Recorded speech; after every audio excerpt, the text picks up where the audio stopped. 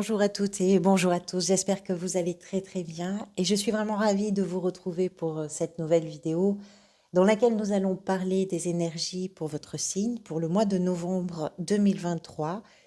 Énergies qui seront les vôtres si bien évidemment ce que je dis a du sens pour vous et que vous vous reconnaissez dans ce tirage. Je tiens à remercier chacun et chacune d'entre vous pour votre présence, pour votre bienveillance. Remercier ceux et celles qui sont là depuis longtemps pour votre fidélité. Souhaiter la bienvenue à ceux et à celles qui viennent d'arriver. Et vraiment un grand merci à tout le monde pour votre présence cette fois encore.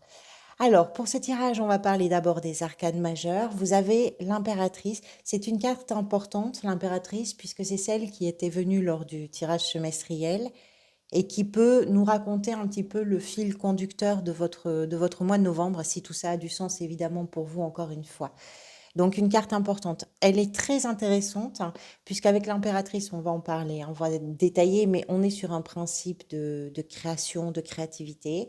Elle ouvre le bal ici, et vous avez à la fin du mois un as de denier qui vient clore le bal, et qui est également un principe de création et de créativité. Donc on a un très bel écho, une belle résonance entre ces deux cartes, j'aime beaucoup, beaucoup. Arcane majeur, vous avez la justice dans la position du défi et vous avez le soleil dans la sphère sentimentale et relationnelle qui est accompagné ici d'un cavalier de bâton. On va en parler. Les arcanes mineurs, des épées, des bâtons, des deniers et des coupes. Tous les arcanes mineurs sont représentés de façon très équilibrée. C'est un joli mois, c'est un joli tirage que vous avez. Qu'est-ce que vous aviez? Le mois dernier, vous aviez le diable, septembre la tour, ce mois-ci, donc pour novembre, l'impératrice, et vous allez vers l'ermite. D'accord. Bien, on va commencer par cette impératrice. Je vous le disais, l'impératrice est un principe vraiment de création. On est en présence d'une énergie qui est dans l'action, qui est dans la joie, qui est dynamique, qui est dans le concret et dans la matière. On fait les choses, on crée quelque chose, on accueille quelque chose. On parle de quoi? On parle d'une vibration d'amour. On parle de ce qui prend naissance véritablement dans votre cœur et que vous laissez s'exprimer ou cette vibration à laquelle vous laissez un espace d'expression pour le partager, pour le montrer, pour le vivre, pour l'expérimenter avec d'autres personnes. L'impératrice est une énergie très attachée, très liée à l'environnement. Donc ça peut être aussi peut-être dans vos engagements par rapport à l'environnement, avec une conscience véritablement tournée vers le vivant et une considération presque, je dirais, sacrée pour le vivant qui vous donnerait peut-être d'ailleurs jusqu'à l'envie de protéger ce que vous êtes en train de faire naître à l'intérieur de vous. Alors, il y a beaucoup d'intelligence, beaucoup de communication également. Elle peut représenter plein de choses. Elle peut représenter un nouveau projet, elle peut représenter une nouvelle idée, une nouvelle émotion. Elle peut représenter un désir d'enfant ou peut-être même la naissance d'un enfant. Elle représente quelque chose par sa fertilité, par sa fécondité, quelque chose qui vient au monde et dont la racine part véritablement de votre cœur, de vos émotions, de votre amour pour le monde, et quelque chose que vous avez à offrir et à partager. Euh, L'impératrice, c'est important de le dire, on va en parler ici parce que vous avez quand même des énergies qui sont assez, qui sont des énergies de maturité également. L'impératrice, l'intelligence qu'elle déploie, provient de toutes les expériences qu'elle a cumulées, qu'elle a traversées, qu'elle a vécues, qu'elle a éprouvées. Cette intelligence, elle naît de ça. C'est vraiment le fruit de ces expériences. C'est vraiment le fruit de ces traversées et de voilà. Donc de la détermination, de l'action, peu importe le regard des autres, de la confiance en vous, ça c'est vraiment votre fil conducteur avec quelque chose qui vous porte vraiment depuis l'intérieur et qui ne demande qu'à se déployer ou qu'à s'ouvrir ou qu'à se montrer ou qu'à se vivre, j'en sais rien.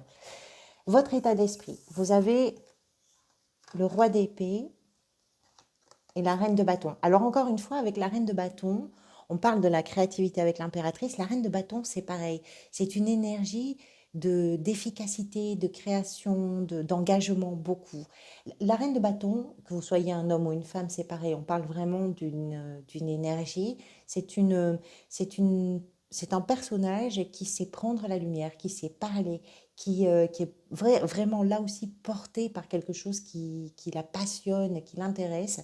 Et au-delà de l'intérêt qu'elle peut porter à la question ou au sujet qui la motive vraiment, c'est quelqu'un qui est capable de rallier les autres à sa cause. Ce qui me laisse comprendre que quel que soit le projet, l'émotion, l'idée, le désir qui vous porte là au mois de novembre, c'est quelque chose de très important et qui peut aussi avoir un impact pour le collectif. Ce que je comprends aussi, avec cette maturité, c'est que ce qui a précédé le mois de novembre, à savoir le diable et les énergies du diable et les énergies de la tour, ça me laisse comprendre ce qui est possible en novembre, c'est parce que les semaines et les mois qui ont précédé vous ont bousculé, ont changé quelque chose, vous ont peut-être amené à prendre conscience de toutes les zones d'ombre dans lesquelles vous étiez piégé, avec, je dirais, des choses qui étaient basées sur vos peurs, sur vos phobies, sur votre impulsivité, sur vos obsessions, sur tout ce qui vous conditionnait d'une façon ou d'une autre et qui ne vous permettait pas de prendre un envol,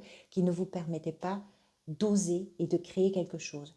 Vous êtes peut-être confronté à ça, soit parce que la vie est venue vraiment mettre un grand coup de pied dans une fourmilière et vous a poussé d'une façon peut-être soudaine ou peut-être brutale par une situation qui change, par une rencontre, par une information, par quelque chose qui est arrivé jusqu'à vous et qui a remis complètement en question vos idées, vos comportements, vos modes de fonctionnement, votre quotidien, votre lieu de vie, votre je ne sais pas quoi. En tout cas, vos conditionnements, ça c'est sûr.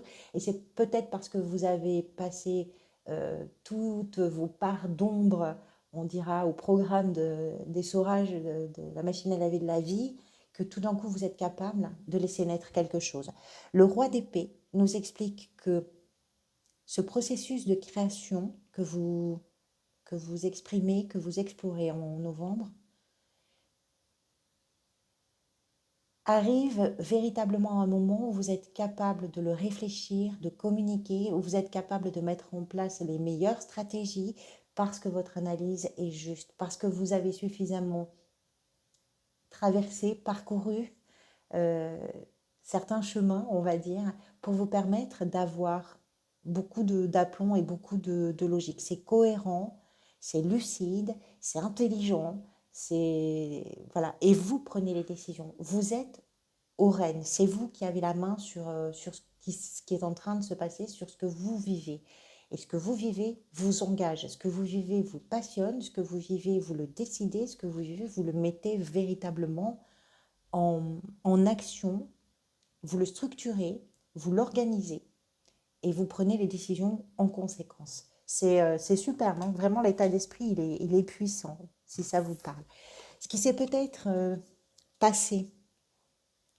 On parle de vos zones, de vos zones d'ombre, on parle de tout ça, on parle peut-être d'une situation qui vous a malmené. La 2 de denier nous montre un personnage qui jongle. Effectivement, avec les deniers, on peut imaginer que ça jongle parfois avec l'argent, parfois avec les finances.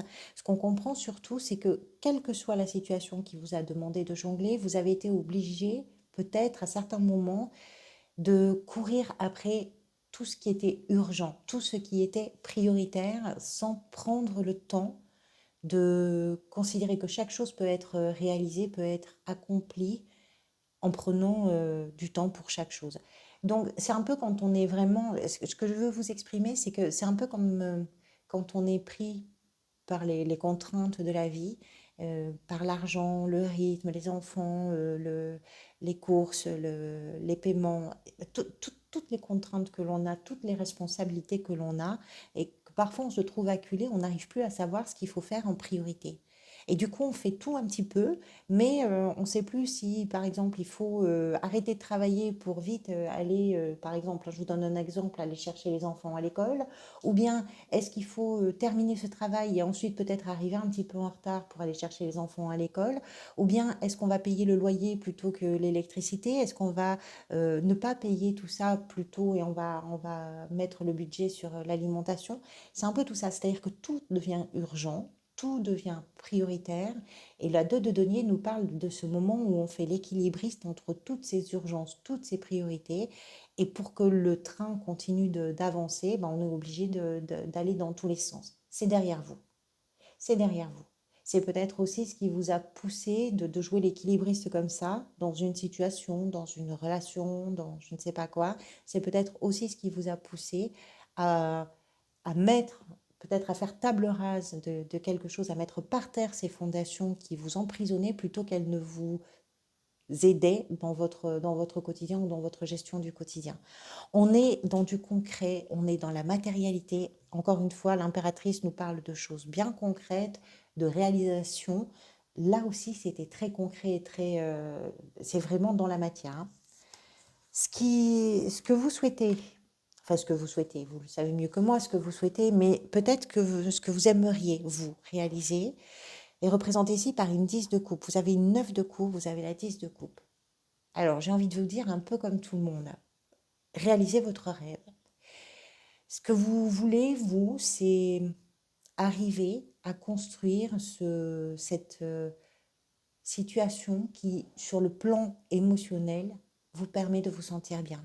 Vous avez envie de profiter de l'instant présent. Vous avez envie de profiter des gens que vous aimez. Vous avez envie de trouver de l'aide et du soutien dans le cercle familial ou dans le cercle amical, dans le cercle de vos proches en tout cas. Vous avez envie de pouvoir aussi, vous, apporter votre aide à ceux que vous aimez et qui autour de vous peuvent en avoir besoin. Ce que vous souhaitez, c'est réaliser ça. C'est simplement vous sentir heureux et heureuse dans vos relations, dans les situations et dans, je dirais, dans une forme de stabilité émotionnelle qui va vous permettre d'aller vers autre chose, qui va vous permettre véritablement. Ce que vous êtes en train de faire, c'est peut-être stabiliser, c'est ça ce que vous voulez peut-être, c'est stabiliser tout ce qui a été un peu bousculé sur les mois précédents. Ce que vous êtes en train de mettre en place, ce que vous êtes en train de créer peut-être là au mois de novembre, c'est aussi ça.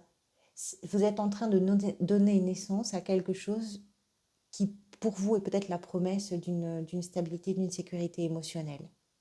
C'est ça, hein, la 10 de coupe.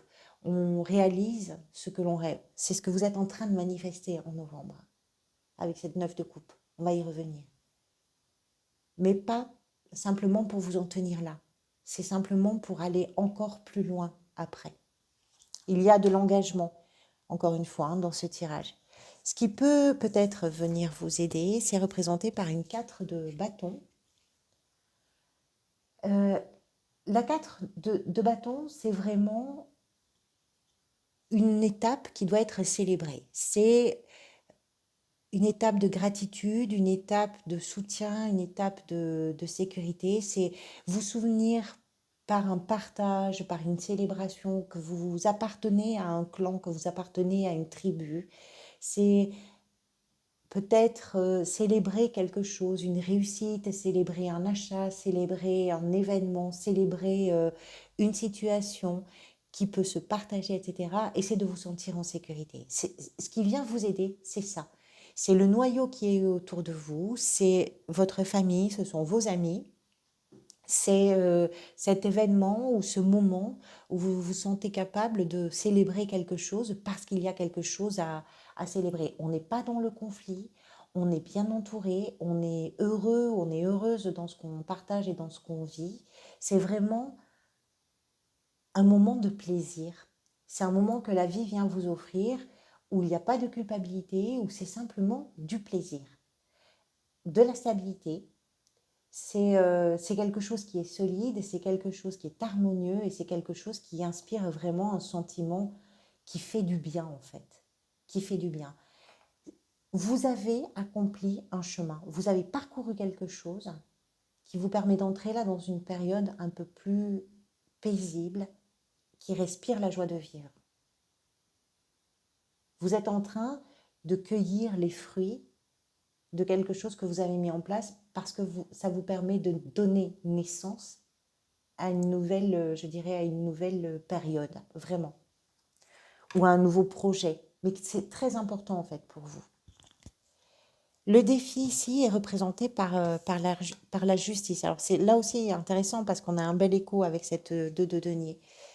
La justice, c'est une carte, vous le savez, qui va symboliser tout ce qui est en équilibre, qui va symboliser tout ce qui, on va dire, tout ce qui, dans un processus, amène une stabilité, amène de l'impartialité, de l'honnêteté. On est sur une règle de conduite, on est sur des décisions, on est sur des récompenses ou des réparations. Euh, le défi, ça peut être d'officialiser quelque chose pour certains et certaines d'entre vous. Peut-être que dans une officialisation qui va remettre un peu les pendules à l'heure, qui va permettre un assainissement dans une situation, etc., ben, ça peut être un défi pour vous parce que ça peut aussi vous rappeler plein de choses qui ont appartenu à une époque qui est derrière vous, mais il peut y avoir des réminiscences, c'est tout à fait possible. Euh, le défi, effectivement, ça peut être de ne pas plonger dans le conflit, de ne pas plonger dans les litiges, de ne pas vous laisser envahir par les doutes, de ne pas vous laisser grignoter par une forme d'intolérance ou de sévérité, parce que ça pourrait vous amener à des contretemps, à des retards dans le projet, etc. Le défi, c'est de garder vos valeurs, c'est de garder je dirais, en focus vos valeurs, c'est de garder une forme de moralité, de méthode également et de rigueur. Parce que c'est ce qui vous garantit quelque part l'équilibre de la situation.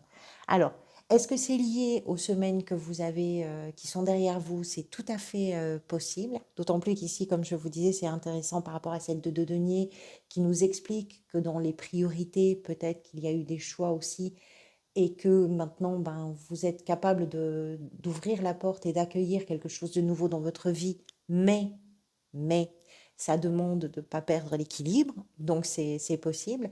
Est-ce que c'est l'officialisation peut-être pour certains et certaines d'une situation? Parce qu'ici, avec cette 4 de bâton qui vient vous aider, on comprend, ça peut être la 4 de bâton, ça peut être aussi l'achat d'un bien, d'un patrimoine, d'une maison, ça peut être tout ça, hein, ça peut représenter vraiment une acquisition importante matérielle. Et peut-être que c'est ça aussi le défi, c'est d'arriver au bout de cette officialisation, de cette signature, de ce contrat. Là, ça va vraiment dépendre de votre situation individuelle, évidemment. Dans la sphère professionnelle, dans la gestion du quotidien, vous avez ce valet de coupe. Alors, le valet, comme tous les valets, nous parle là aussi de quelque chose qui commence. Et ce valet a la particularité d'être pleinement connecté, complètement connecté à ses émotions, à son cœur. Il y a quelque chose de nouveau dans votre gestion du quotidien, il y a quelque chose de nouveau, ou en tout cas vous aspirez à quelque chose de nouveau dans l'exercice de votre activité. Il y a peut-être effectivement un nouveau projet que vous êtes en train de mettre en place, pourquoi pas, mais c'est quelque chose qui part vraiment du cœur. Et si vous êtes en recherche d'emploi, il est probable que vous êtes en train de rechercher quelque chose qui correspond, je dirais presque à une vocation. Quand on suit à ce point, d'un point de vue professionnel, dans une activité, dans son quotidien, quand on suit à ce point l'intuition de son cœur, on parle véritablement d'une vocation. Et vous êtes peut-être en train de créer quelque chose qui va dans le sens d'une vocation pour vous. Ce valet nous explique également que dans cette sphère professionnelle ou gestion du quotidien, ce que vous êtes en train de mettre en place, ça n'est que le début. C'est-à-dire que c'est amené à grandir, qu'il y a une perspective, qu'il y a un devenir et un avenir pour cette chose-là. C'est le début. Alors, c'est pas un début qui arrive par hasard, c'est un début qui arrive parce que vous avez pris le temps de, de réfléchir. Encore une fois, je reviens sur cette 10 de coupe. C'est très intéressant parce que ce que vous voulez, c'est réaliser votre rêve. Ben oui, professionnellement, dans l'exercice de votre activité aussi, il est question de réaliser votre rêve. Alors pour ceux et celles qui sont dans une activité qui ne les passionne pas, puisqu'on n'a pas tous des activités passionnantes qui répondent à nos vocations, on va parler de quelque chose qui, dans le contexte ou dans le cadre dans lequel vous évoluez professionnellement, on va parler de quelque chose qui peut se mettre en place et qui peut justement amener cette nouveauté, amener cet intérêt pour vous, amener quelque chose qui va faire battre un peu plus fort votre cœur. Alors, ça peut être une idée nouvelle, ça peut être une personne qui arrive, pourquoi pas aussi, ça c'est possible, dans votre environnement professionnel.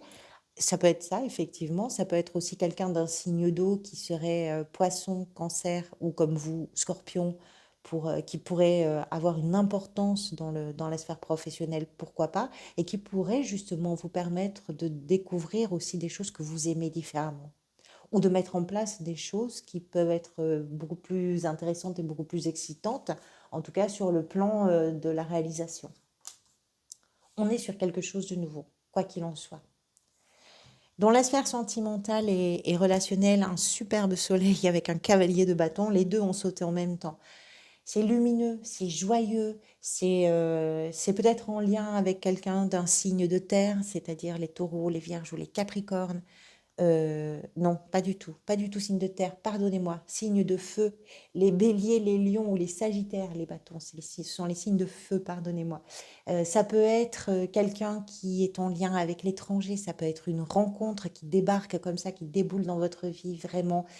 Ça, il se passe quelque chose de chaud, il se passe quelque chose de joyeux, quelque chose qui ramène beaucoup de lumière, qui fait entrer la vie par la porte, par les fenêtres, par la cheminée, ça rentre de tous les côtés, ça sent bon, c'est agréable, c'est joyeux, c'est dynamique, c'est optimiste et c'est très vivant. Voilà.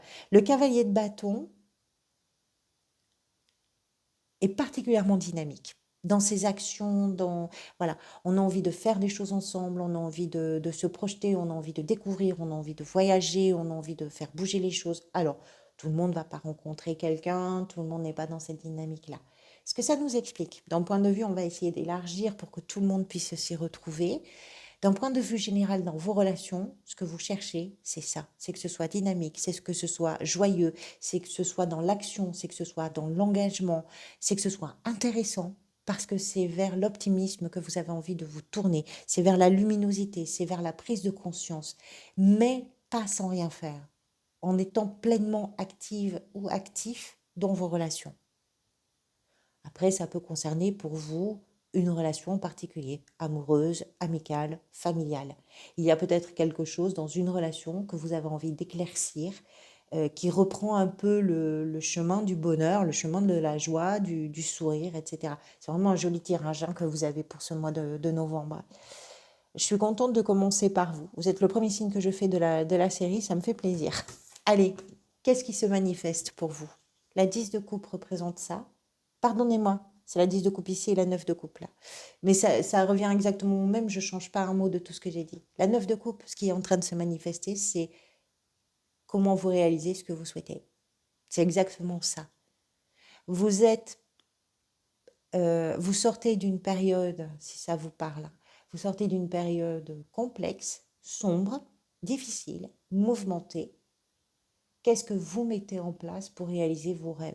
Qu'est-ce que vous mettez en place à partir de novembre pour aller à l'endroit de vos souhaits, de vos vœux, de votre épanouissement émotionnel, de votre plaisir, de votre satisfaction émotionnelle?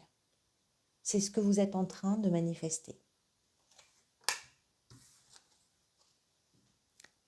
Mais vous le manifestez de façon très concrète. Vous faites ce qu'il faut. Vous accueillez une émotion, vous accueillez un désir, vous accueillez quelque chose, mais avec les bras grands ouverts. Et ça vous engage, ça vous passionne, ça vous motive, ça vous stimule. Il se passe quelque chose de très stimulant pour vous. La fin du mois, l'as de denier, je vous ai dit, je crois que c'est l'ermite qui vous accueille, qui vous attend pour le mois de décembre. Oui. L'as de denier, l'as de denier, c'est le premier pas, c'est la première graine, c'est les premiers symptômes, les premiers signes de ce dont on parle. C'est-à-dire que là, véritablement, ça prend racine et ça commence. Ça commence. Au mois de décembre, l'ermite nous parle de tout ce que vous venez d'apprendre, en fait. Par je dirais, par les réalisations que vous êtes en train de faire sur le mois de novembre et qui vont probablement vous amener cette nouveauté-là, ça vous amène vers une véritable étape de compréhension et d'apprentissage et de sagesse par rapport à ce qui vous attend pour la suite. Voilà pour vous, vraiment, vraiment joli, joli tirage, amis Scorpion. Merci beaucoup encore une fois pour votre présence, votre intérêt et votre bienveillance. Je vous retrouverai bientôt. Je pense que je vais démarrer dans pas trop longtemps les vidéos pour le premier semestre de l'année 2024. Prenez soin de vous, prenez soin des gens que vous aimez, prenez soin de votre environnement. Profitez de chaque instant et je vous dis à très bientôt. Merci pour tout.